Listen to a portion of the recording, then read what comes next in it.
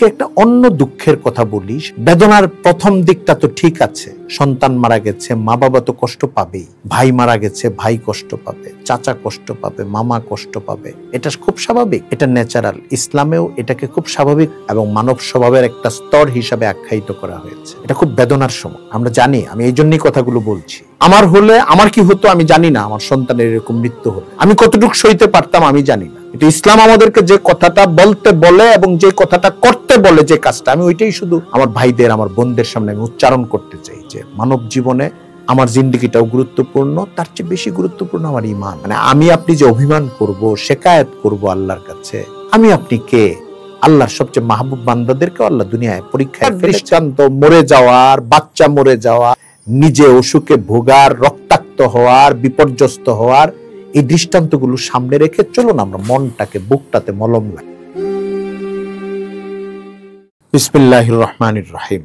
Diabari milestone school এবং কলেজে একটা বিমান ধসের ঘটনা সারা দেশকে কাঁপিয়ে তুলেছে, আপনারা জানেন। এখনো পর্যন্ত সর্বশেষ খবর অনুযায়ী 30 জনের চেয়েও বেশি শিশু, কিশোর, শিক্ষার্থী এবং 2 জন শিক্ষিকা অগ্নিদগ্ধ হয়ে চিকিৎসারত অবস্থায়, কেউ কেউ প্রথম দিনই, প্রথম ঘন্টাতে ইন্তেকাল করেছেন। 4-5 জনের অবস্থা এমন যে তাদেরকে চেনা যাচ্ছে না, শনাক্ত করা কঠিন।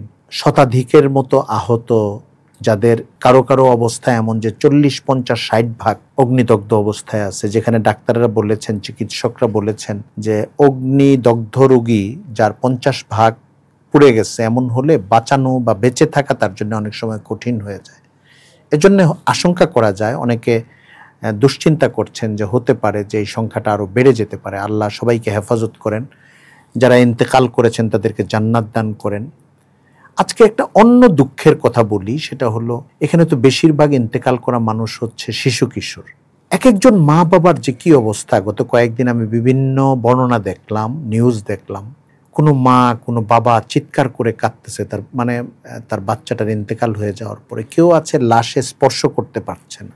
বাচ্চাটাকে সকালে রেডি করে স্কুলে পাঠিয়েছে, কিন্তু সেই বাচ্চাটা চলে গেছে তাকে রেখে।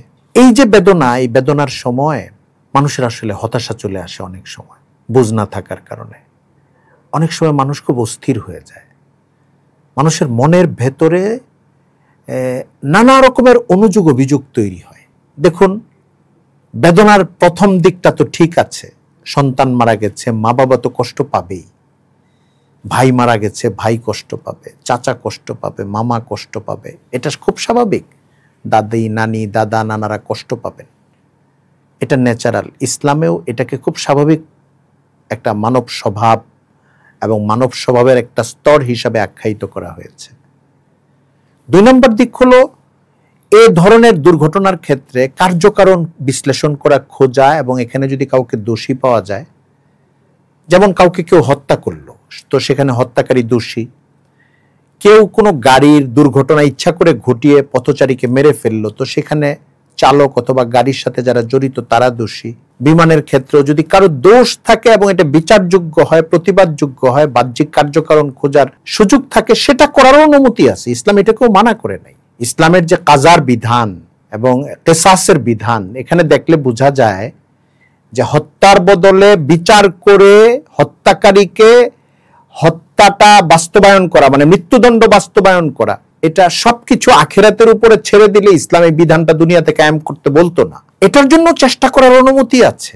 এই বিশ্লেষণ পর্যন্ত মানুষ যাবে, কোনো অসুবিধা নাই, যদি দরকার হয়, ব্যাপারটা যদি ওই রকম হয়। 3 নম্বর আরেকটা দিক থাকে, সেটা হলো মুসলিম পরিবারের সন্তান, ব্যথাটা যার গায়ে লেগেছে, যার সন্তান মারা গেছে। ধরেন মাইলস্টোনে নিহত বাচ্চাদের বাবা মাদের কথা আমি বলছি, চাচাদের কথা বলছি, ভাই বোনদের কথা বলছি, মুসলিম পরিবারের যারা দাদা দাদিদের কথা বলছি, অথবা যারা হাসপাতালে শুয়ে আছে এই ঘটনায়। এ জাতীয় যত ঘটনা আছে যেখানে কারো কোনো দায় নাই এক অর্থে, যারা মারা গেছেন, যারা আহত হয়ে মুমূর্ষু অবস্থায় কাতরাচ্ছেন, তাদের কোনো, ওই ঘটনার ক্ষেত্রে তার কোনো দায় নাই, উনি কোনো পার্ট না, বাদী বিবাদী না, পরিস্থিতির শিকার। এবং তার আপনজন, তার বাবা মা, তাদের যে মন ভাঙা একটা অবস্থা হয়, মুসলিম হলে অনেক সময় হয় কি, শিকায়েত চলে আসে যে আমার বাচ্চাটা কি করলো, কেন মারা গেল, অথবা আমি কি করলাম, আল্লাহ তাআলা এত বড় শাস্তির মধ্যে আমাকে কেন ফেলে দিলেন। এটা ঈমান এবং ইনসান দুইটা অবস্থার জন্য অত্যন্ত ঝুঁকিপূর্ণ একটা মানসিক অবস্থান। এটা খুব বেদনার সময়, আমরা জানি। আমি এই জন্যই কথাগুলো বলছি। আমার হলে আমার কি হতো আমি জানি না। আমার সন্তানের এরকম মৃত্যু হলে আমি কতটুকু সইতে পারতাম আমি জানি না।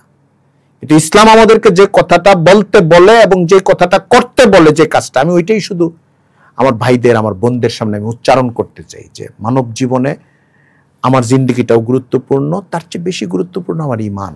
আপনি একটা জিনিস খেয়াল করেন, এটা কি আল্লাহ তাআলা প্রথম আমার আপনার সন্তানকে মাইলস্টোনে বিমান ফেলে হত্যা করলেন এমন? আল্লাহর সবচেয়ে প্রিয় বান্দা হচ্ছেন আল্লাহর নবীরা, আম্বিয়া আলাইহিমুসসালাম।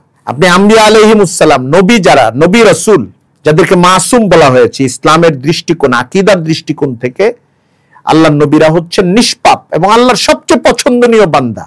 বাছাই করে করে, নির্বাচিত করে, মনোনীত করে, মোহর লাগিয়ে তাদেরকে দুনিয়ায় পাঠাইছেন আল্লাহর মেসেজ দুনিয়ার মানুষকে পৌঁছানোর জন্য।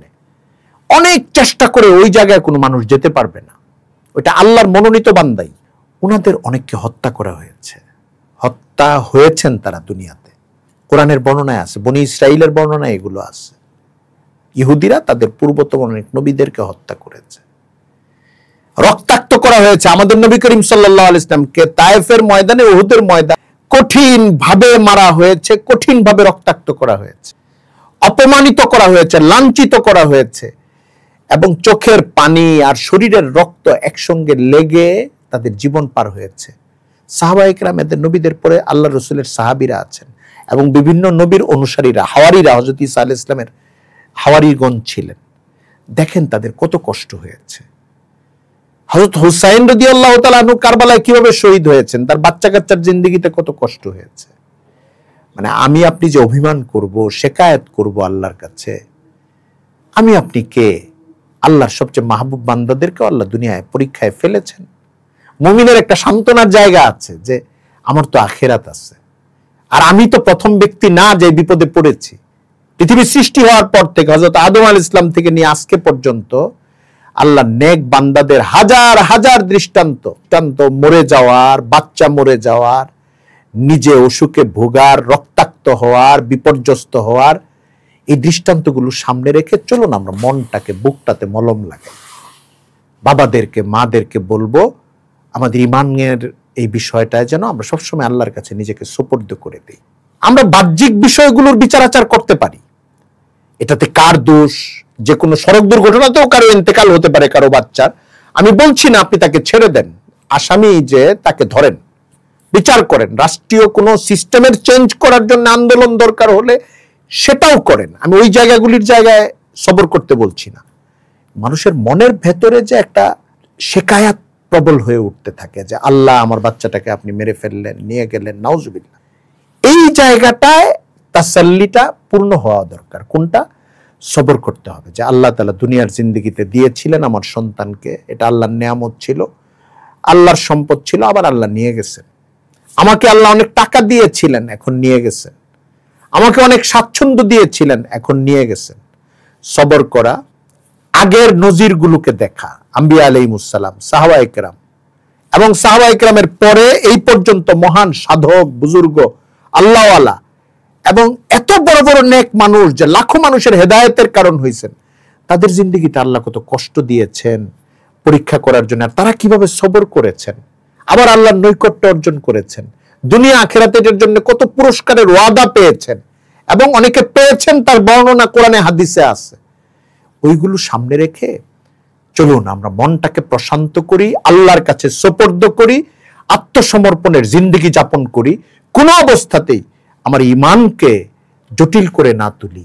আল্লাহর কাছে আমি যে আমার সোপর্দ করা জীবন, এই জীবনটাকে ধ্বংস না করি, বরং আমরা সবর করি। আর যারা এই নিহত সন্তানদের মা বাবার কাছাকাছি বাস করেন, আহত সন্তানদের মা বাবার কাছাকাছি যাদের অবস্থান, তাদের কাছে অনুরোধ করব, যদি ওনারা আমার কথা না শুনেন বা এই কথাটা বুঝতে দেরি হয়, যারা আশেপাশে আছেন তারা তাসাল্লি দেওয়ার চেষ্টা করেন। আম্বিয়া আলাইহিমুস সালামের ঘটনাগুলো বলেন, সাহাবায়ে কেরামের রক্তাক্ত হওয়ার ঘটনা বলেন, তাদের বাচ্চা কাচ্চা শহীদ হওয়ার ঘটনাগুলো বলেন।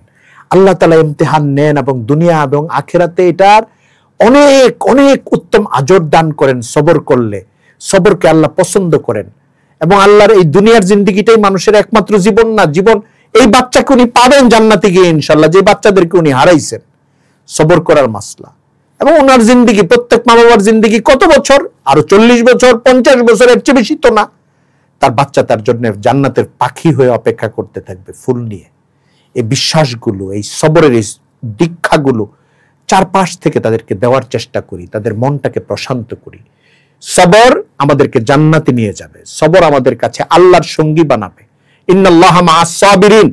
সবর আমাদেরকে উন্নত করবে, আমাদের মনকে প্রশান্ত করবে। আর আমি যদি আধুনিক বিজ্ঞানের কথা বলি, সাইকোলজিক্যালি, মনস্তাত্ত্বিকভাবে সমাজ উন্নত হবে অস্থির সময়ে, কষ্টের সময়ে যদি আমরা সবর করতে শিখি, প্রশান্ত হবে এবং অনেকের স্বাস্থ্যও ভালো থাকবে। অনেক মা বাবা এখন ঝুঁকির মধ্যে আছে, যাদের সন্তানেরা বিপদে পড়ে গেছে, মারা গেছে অথবা আহত আছে। কিভাবে? আপনি দেখেন অনেকের প্রেশার অনেক হাই, অনেকের হার্টের সংকট তৈরি হওয়ার সমস্যা যদি এরকম পরিস্থিতি লম্বা হতে থাকে। আর সবরের তালকিন যদি হতে থাকে, আল্লাহর ফায়সালার কথা বোঝানো হতে থাকে, আল্লাহর কাছে নিজেদেরকে সুপর্দ করার কথা বলা হতে থাকে, দেখবেন উপলব্ধির দরজাগুলো খুলে যেতে থাকবে। আর তার প্রেশার স্বাভাবিক জায়গায় আসতে থাকবে, তার হৃদয়ের চাপ, হৃদস্পন্দন স্বাভাবিক অবস্থায় আসতে থাকবে। উনি জীবনে আবার স্বাভাবিকত্ব, আবার এই স্বাভাবিকত্ব মানে যেন এটা না হয় আগের মতো গান বাজনা, ফুর্তি, নেতিবাচকতা, দুনিয়ার মৌজ মস্তি, এটা না। আমার নামাজ, আমার রোজা, আমার তেলাওয়াত, আমার বাচ্চাকে তো আল্লাহ জান্নাতে নিয়ে গেছেন যদি বাচ্চাটা নাবালেগ হয়ে থাকে। বালেগ হইলেও হইতে পারে যদি নেকামল থাকে তার। বাচ্চাকে এরকম একটা শহীদি, হুকমিভাবে শহীদ, যারা এরকম দুর্যোগের মধ্যে, দুর্ঘটনার মধ্যে পড়ে মারা যায়, তারা হুকমি শহীদ, ইসলামী শরীয়তের ভাষায় শহীদের হুকুমের মধ্যে পড়ে যায়। এরকম মৃত্যু দিয়েছে। আল্লাহ আল্লাহ বলতে বলতে কত বাচ্চা চলে গেছে। তো আমার বাচ্চা তো আমার জন্য অপেক্ষায় আছে। আমি যেন নামাজের জিন্দিগি ধরি, আমি যেন দাওয়াতের জিন্দিগি ধরি, আমি যেন রোজার জিন্দিগি ধরি, মসজিদের জিন্দিগি ধরি, তেলাওয়াতের জিন্দিগি ধরি, নবী করিম সাল্লাল্লাহু আলাইহি ওয়াসাল্লামের সুন্নতের জিন্দিগি ধরি।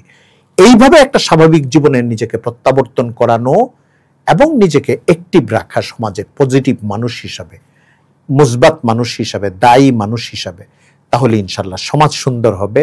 আল্লাহ তাআলার বান্দা হিসেবে আমাদের যথাযথ দায়িত্ব পালন করা হবে, সুস্থতার পরিমাণ বাড়বে। আল্লাহ তাআলা আমাদেরকে প্রশান্ত দিলে আল্লাহর কাছে নিজেদেরকে সুপর্দ করার তৌফিক দান করুন।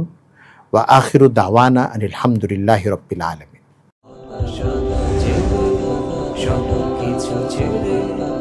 আমাদের সাথে